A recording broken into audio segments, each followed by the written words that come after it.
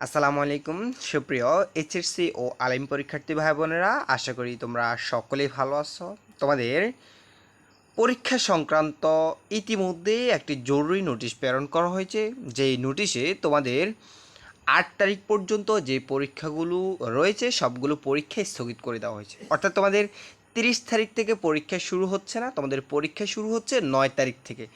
এবং সেই বিষয় আমি তোমাদেরকে ক্লিয়ার করব এই নোটিশটি পড়ার মাধ্যমে। যে নোটিশে কি লেখা আছে দেখো প্রিয় শিক্ষার্থীরা, এখানে বলছে সিলেট বিভাগে আওতাধীন মাধ্যমিক ও উচ্চ মাধ্যমিক শিক্ষা বোর্ডে সিলেট, বাংলাদেশ মাদ্রাসা শিক্ষা বোর্ড এবং বাংলাদেশ কারিগরি শিক্ষা বোর্ডের অধীনে অনুষ্ঠিত এইচএসসি ও সমান পরীক্ষা স্থগিত প্রসঙ্গে মূলত এখানে উপযুক্ত বিষয়ের পরিপ্রেক্ষিতে জানানো যাচ্ছে যে সিলেটের বন্যা পরিস্থিতির অবনতি হওয়ায় সিলেট বিভাগের আওতাধীন মাধ্যমিক ও উচ্চ মাধ্যমিক শিক্ষা বোর্ডের সিলেট, বাংলাদেশ মাদ্রাসা শিক্ষা বোর্ড এবং বাংলাদেশ কারিগরি শিক্ষা বোর্ডের 30শে জুন হতে 8 জুলাই পর্যন্ত পরীক্ষা স্থগিত থাকবে।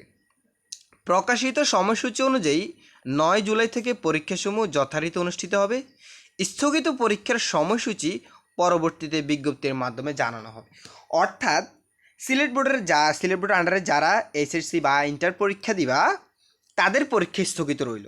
এবং বাংলাদেশ মাদ্রাসা শিক্ষা বোর্ড মাত্র একটা শিক্ষা বোর্ড। এই শিক্ষা বোর্ডের আদলে সকল চট্টগ্রাম, বাংলাদেশ, ঢাকা, সিলেট সকল জেলার কিন্তু মাদ্রাসা শিক্ষা বোর্ড কিন্তু সকল জেলার জন্য একটা বোর্ড। সো এক্ষেত্রে সকল জেলার জন্য এটা মাদ্রাসা শিক্ষা বোর্ডের এটা পরীক্ষা স্থগিত থাকবে।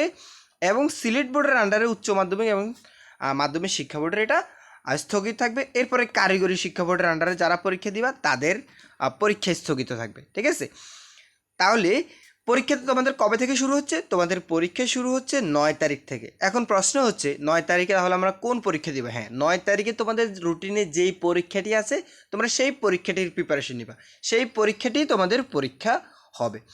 এর মাঝে 8 তারিখ পর্যন্ত, 30 তারিখ থেকে 8 তারিখ পর্যন্ত যে পরীক্ষাগুলো হয় নাই এগুলো কখন হবে?